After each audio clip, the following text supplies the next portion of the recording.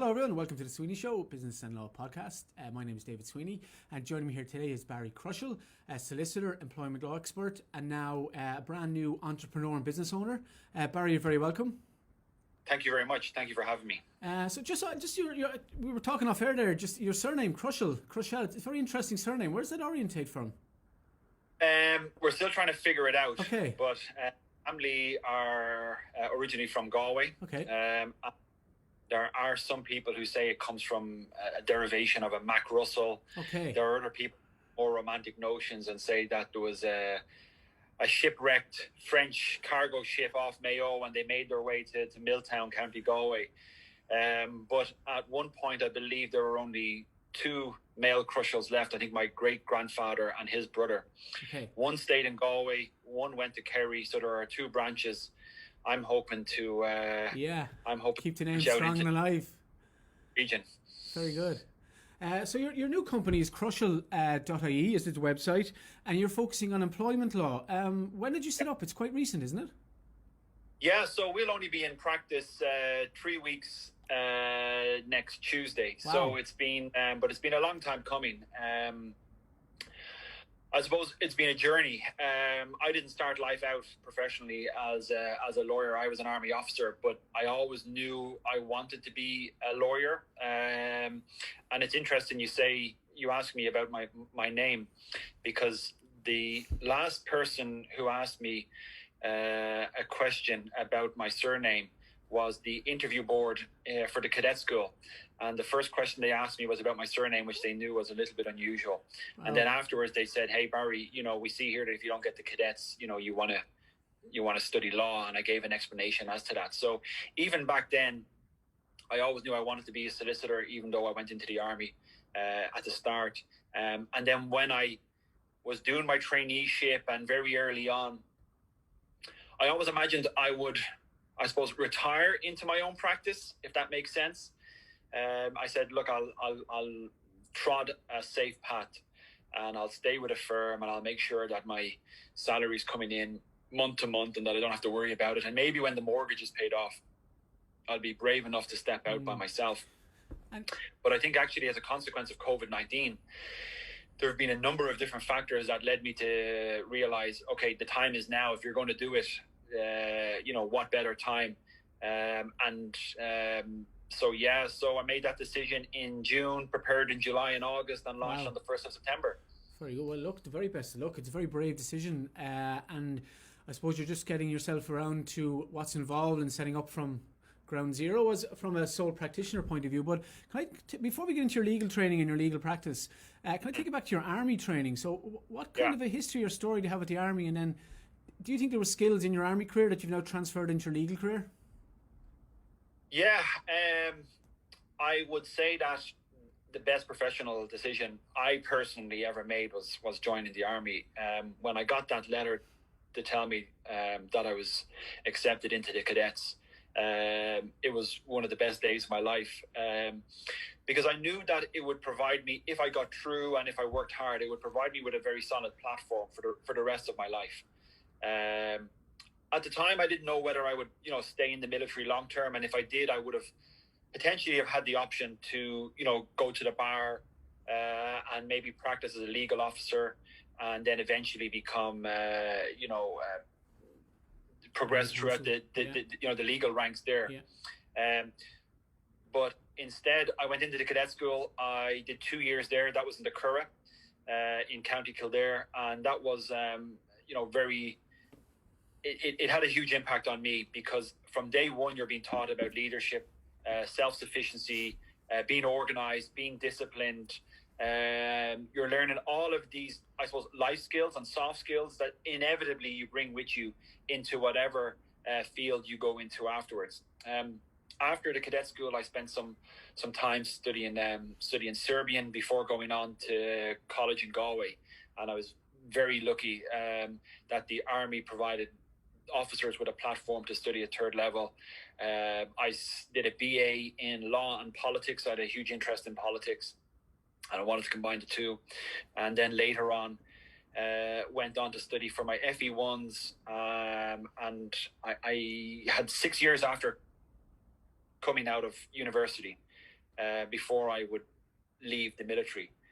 So I made sure that I used that time as productively as possible. I served overseas in Liberia. Wow. That gave me a stint in Sierra Leone, and then later on I served in Western Sahara. And throughout all of that time, I was just studying. I did my FE1s. I did 2 masters with University of London, and then in my final 2 years, I did a Masters of Philosophy and Linguistics with Trinity College.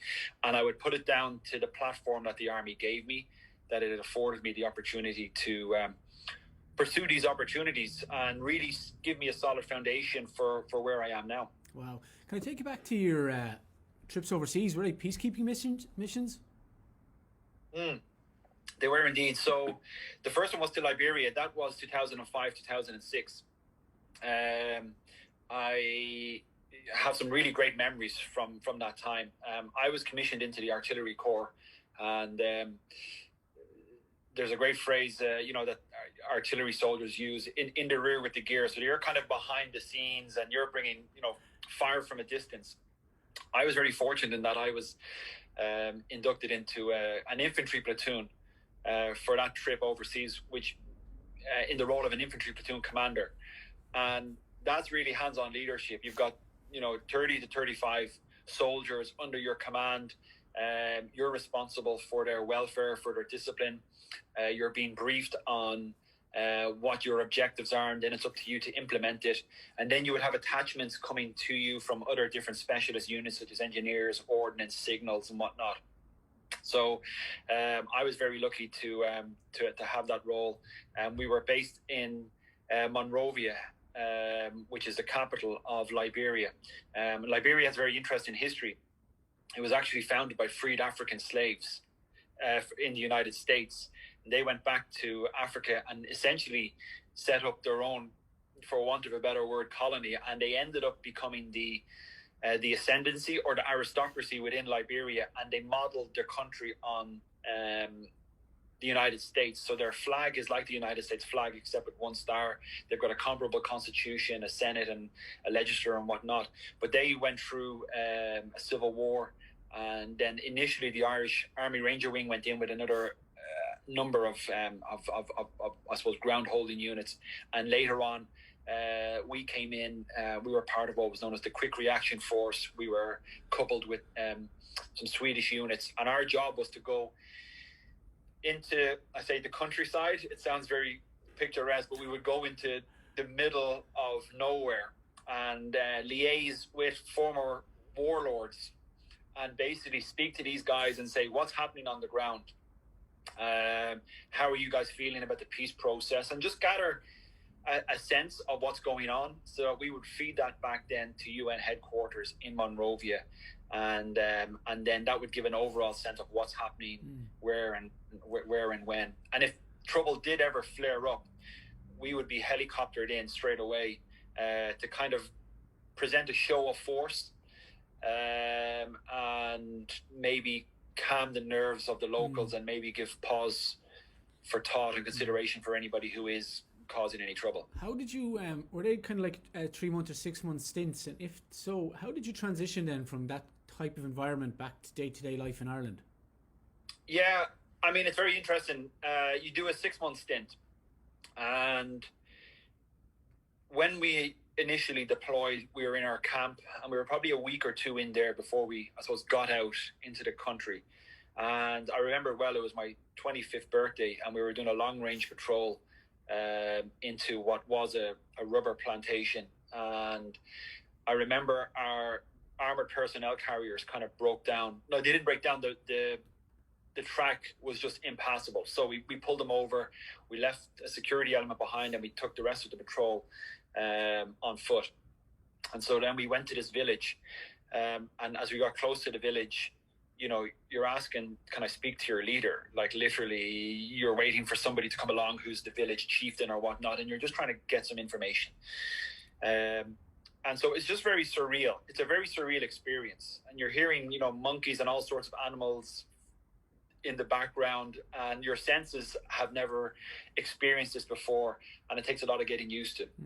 And then in addition, you also see the poverty. The poverty was something that really hit me hard, and just seeing the conditions people were living in. And what we used to do was we would be operating in country on ration packs. And we would take our excess ration packs, anything that was left over, we'd gather them all together. And at the end of our patrol, or the end of our base where we had established, we distribute it to the local population. And when you see the need in people's eyes, it can't help but touch you. And so after maybe 2.5, 3 months, I was home for 3 weeks on leave during that period. And it's a time to kind of de-stress and let it all out. And you come back with, notions that you're going to be a different person and that you're going to give more and you're going to help people and whatnot based on what you see. And for a time you do, and that always stays with you. You are very much mindful of your station in life and the privileges and the fortune that we have. And I do think it makes you a very grateful person. But very quickly, it's easy to get wrapped back into the commute, the hustle and bustle, your own individual priorities, paying bills, getting work done, advancing yourself forward, dealing with the mundane day-to-day activities that everybody goes through. It does take a little bit of time, but very quickly people do find themselves adjusting quite well. But then again, I would probably speak to, there are other individuals who maybe have seen things that might have had a significant psychological impact on them. And I do know some people, particularly in different missions and on different on different deployments, did see some, how would I put this, some unsavory scenes. And I do know that they sometimes struggled with that. But the military always had a very good support system there.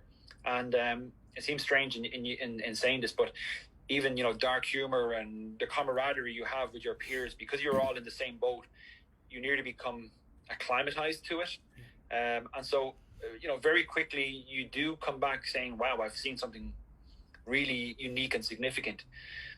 But we all get back into our routine quite quickly and end up figuring out, well, what are my priorities today, and putting the past behind us. Yeah. And you said you studied your FE1s while in the army, did you? But you did your legal training, was that a firm in Dublin? Yeah, so I did my FE1s. I was studying for my FE1s actually in a tent in Liberia. So I shared a tent. When I say a tent, it was more like it was a large sort of 10 by 10. There was 4 of us in there, the other 3 platoon commanders, and we had a small table. And I would study away there because you had a lot of time in your hands, when you were in camp. So I studied from FE1s there, came back, and I knew I had the luxury of taking my time with them. So that was great. When I came back, I did them over 2 or 3 stages, and then also studied for my master's degrees, but then eventually got a traineeship with Arthur Cox. And that was just really, I was very privileged to train in such a prestigious firm. Great history, great training. And I know they're still off Earl's Fort Terrace there, but during my time it was the old building opposite the National Concert Hall. So I undertook my traineeship with Cox's. And the type of work you did there, was that across the board, or was it commercially minded, or was it employment minded, or was it a bit of everything? Yeah, so I mean, it was my first. I always saw myself as, a litigator, and that was probably the romantic notion that I had, kind of growing up, and even through the military. I didn't have a huge amount of exposure to what people were actually doing, when they were working in a law firm, and so I asked for my first rotation to be litigation because I was just so keen on it, and that was very interesting. And the thing that I really liked about litigation was that it had a very human element to it. You are dealing with people, and in general, obviously with a firm like Arthur Cox, you're normally dealing with the corporate side. So you're normally representing the large either public body or corporate organization from a potential claim. Normally, an employee or member of the public. So you really got to see, I suppose, litigation from a very particular angle. And I did love that human element. Subsequent rotations, they included corporate, finance, banking, and property. And I was very lucky in terms of the corporate element. It was the sale of one of the major state utilities to a British consortium. And so I got, that actually was in many ways one of the more difficult. That was more difficult than actually my overseas deployments, because at least with my overseas deployments, if we went on a long range patrol, which could be 14 days, you knew after 14 days you were coming home. Whereas with this actual transaction, it was just so intense that you'd go to work in the morning and not know when you were going to be coming home. Yeah. But it was phenomenal training. Yeah. I suppose. My time in Cox's was really valuable, and I really loved it, and it gave a great rigor, and it really kind of introduced me to processes, procedures, and systems. Yeah. And then after that, I joined a US firm, Deckard, and that kind of came about, I would say, nearly by chance, because the way the system worked, I probably could not have transitioned into a newly qualified role in litigation, because it had been my first seat. So I was so far removed from litigation after 2.5 years that in general, you're qualifying into roles that you most recently rotated into. And I'd done a seat in corporate and finance, and I was kind of wondering, where do I go from here? What are my options? And then an opportunity came up with a US firm called Deckard. They were doing investment funds. I hadn't done a seat in investment funds, but I was promised it was a little bit of corporate, a little bit of finance, and so I joined them. They've an office just in the IFSC, and so I went in there and was an investment funds lawyer for, I suppose, just over a year before I kind of had an epiphany. Okay, and that epiphany so led to Crushell.ie, I presume. Yeah, I mean, it did eventually. It did eventually. So after that, I suppose I felt one of the benefits of being in a large firm like Arthur Cox and like Deckard is that you've great security, you've really great people around you, you've great processes, procedure, you've great management, resources, you know, and you've got the financial incentive that goes along with it. But for me personally, I kind of felt as if I was getting increasingly disconnected from the vision that I had of myself as a lawyer. So kind of growing up, you know, I had always considered myself a personable person, and I wanted that personality to come through in my work in some shape or form. And with something like investment funds, that just, you know, it wasn't happening because it was so regulated, it was so procedural. You know, we would meet our clients, but it was very much on occasion, and I wanted to be, to use the phrase, kind of stuck in. I wanted to be helping and giving advice to real people. And the difficulty I probably had at that stage is, well, how do I do it? Because I'm after coming from, you know, a large corporate law firm. I'm now in investment funds. You know, even if I wanted to go back and get into sort of general practice, which I would probably say was more aligned to my vision of what I was doing or what I wanted to do, I just didn't have that practical experience. And so while I was with Deckard, there was a HR consultancy that did a lot of recruitment, HR consultancy, psychometric testing and whatnot. And I ended up speaking to the founders there, and they had said that, look, there's a role here for you if you want it. And then I thought a little bit more about it, went back to Deckard, and then eventually kind of had a conversation with these guys and said, well, what would that role look like? And so it kind of brought me into a space where I could start to eke out some experience and exposure to employment law. I did my advanced diploma in employment law through King's Inn, and kind of said to myself, okay, here's an opportunity, here's a platform for me to kind of develop my skill set within this space. And I spent a lot of time, even purposefully, studying, learning, taking on cases that would help me grow within that space. And then later on, after about 2 years with this firm, an opportunity arose with a US law firm called Tully Rinckey. And one of the things that spoke to me about Tully Rinckey was both Matt Tully and Greg Rinckey, the founders of the firm, were also US Army veterans. And they were lucky to set up in Dublin and in Europe. I had a conversation with these guys, and it was just a very good fit. It was just a really good fit because we, probably from our training, our experience within the military, we got how we operate. So if you can imagine a law firm being run on military lines, in many ways, that's what Tully Rinckey was all about. So they knew they had, I would like to think, the right man for the job when they appointed me. So I was their first, I suppose, employee in Europe. I was a founding partner of Tully Rinckey Dublin, and a founding partner of Tullyrinky London. And so I spent nearly 2.5 years, with the guys before making this transition. And I would credit that experience above all other as the experience that most prepared me for what I'm doing now. And I can presume that employment law at the moment it must be extremely busy. How has the pandemic and COVID-19 affected employment law? What are you seeing out there at the moment? Yeah, it's a very interesting time. So without COVID-19 and without the pandemic, I probably wouldn't have set up my own firm. And one of the reasons being is that I think the fact that COVID-19 and the pandemic has tested remote working and virtual working practices meant that I knew I could actually go out and maybe, set up my own practice with a lower cost base. And I also knew that there would be, as a result of the pandemic and obviously the economic crisis and what will follow, that there would be a demand for employment law services. So it was kind of a case of, right, now is the time more than ever. And what I would say is my experience, I think, has proven that my assumptions were correct. It's not a tsunami, there's a trickle effect at the moment. So what I'm currently seeing is about 70% of my practice is, I would say, routine employment law questions, queries, and matters. And another 25% are directly COVID related. And so, for example, before I came on this show, the last element of work I did was, reviewing a settlement agreement. So we are starting to see a lot of people being let go, being made redundant. The conversations are being had. We obviously have the pandemic unemployment payment, is in existence.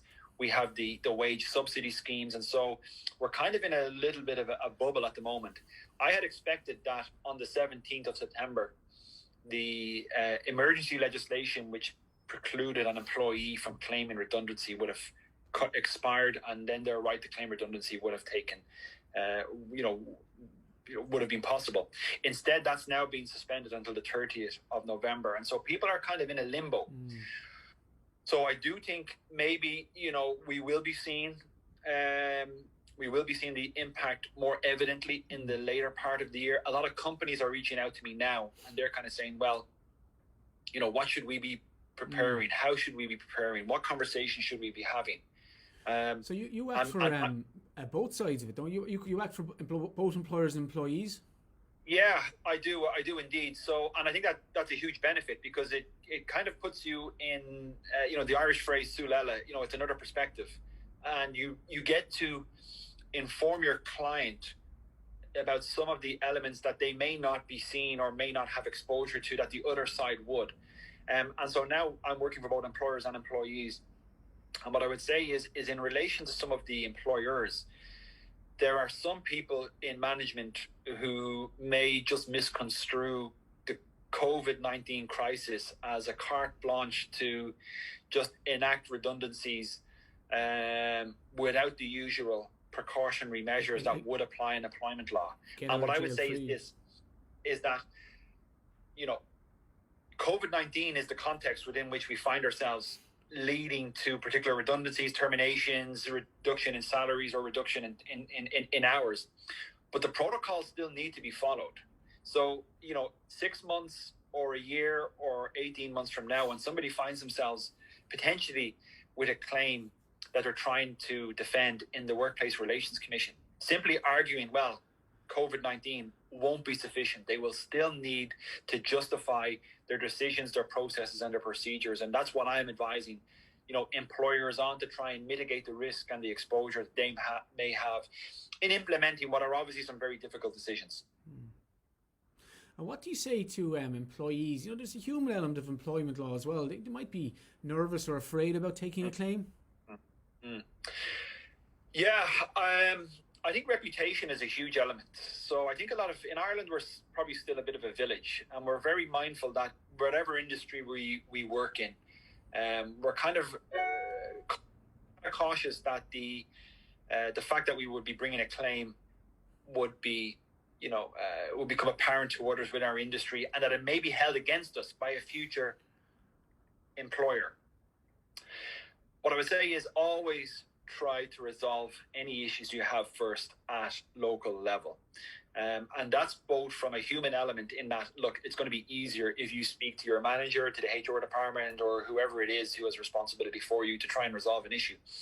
But also legally and pragmatically, there's so many claims that, before bringing them to the Workplace Relations Commission, you need to have evidence that you have tried to either raise or afforded the employer an opportunity to resolve it at local level.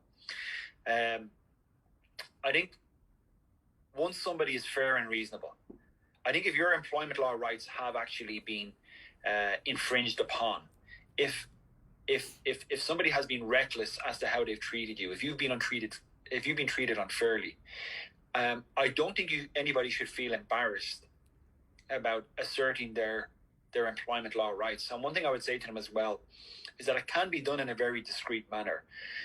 The Workplace Relations Commission, when you make a claim, it's typically anonymized.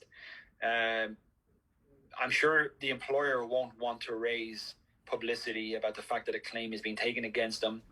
The employee can also do it, discreetly, and only inform those people who need to know. So if somebody is quite surgical in how they approach the vindication of their employment law rights, I think the impact can be minimal. And what kind of timelines has someone got to take a claim against an employer? In general, I would always say as soon as possible. Yeah. In any event, less than, within 6 months for the vast majority of employment law claims, unless you can demonstrate any extenuating circumstances. Now, interestingly, some people believe that if they're in conversation with their employer, that the clock is still running. From the moment that the incident, occurring a dispute occurs, that's when the clock starts, regardless of the conversations that people are having. And so, to give an example and to break it down in very simple terms, if somebody on the 1st of June realizes that they haven't been paid what they should have been paid in their last paycheck, despite the conversations that they're having with their employer, maybe to remedy that across July, August, September, October, November, December, bringing a claim in January, you might be precluded from actually having that claim heard unless you have extremely extenuating circumstances. And so I would always advise, on the side of caution, get the claim in as soon as possible. And in many ways, having the claim live also focuses the mind. It gives it a little bit more teeth. And so when I am acting on behalf of employees, if I can bring a claim, I will bring a claim and then inform and open a dialogue with the employer. It might seem slightly aggressive, but I normally find that a live claim focuses the mind. Yeah. Barry, listen, that's great advice, and it's been a fascinating, very interesting conversation. Thank you so much for your time here today. What's the plans for the future? What's the plans for your firm? Yeah, so for now, it's see through the next couple of months, and the firm will be 100% focused on, I suppose, workplace legal and regulatory issues. So the plan is not to veer outside of that. I think that's really helpful for my firm, because it means that people know that when they come to me and to anybody that I'm working with or allied to with, that they are getting specialist employment and workplace advice. It also means that for many firms, there's a referral network there. They know that I'm not going to take their corporate client, or they're not going to take their client who goes to them for tax or for property advice. So that has been a benefit. So for now, I'm going to hopefully see out the next 12 months, grow, hopefully slowly but surely, and I will hopefully just develop a strong reputation within a niche practice area and service both our employee and employer clients as best we possibly can. And if there's any young lawyers out there, law students thinking about a career in law and becoming a solicitor, what advice would you give them? I would say, follow their passion. If you want to be an environmental lawyer, if you want to be an employment lawyer, if you want to be a corporate lawyer, do whatever it takes to get to that spot where you're practicing the area of law that you most enjoy. Because so many people, I feel, fall into different practice areas that they're not comfortable with. And, you know, for me, setting up my practice now is hopefully a 30-year plan. You know, I love what I'm doing. I enjoy every day, and I enjoy helping people. If I was in a practice area that I wasn't comfortable with and that every day was a struggle, you know, that's going to impinge on the rest of your life. And life is too short to be doing something that you're not enjoying. So I would say, hey, by hook or by crook, go for it, get there, and do it. All right, that's great advice. Well, thank you so much for your time. I'm sure your firm is going to be a huge success.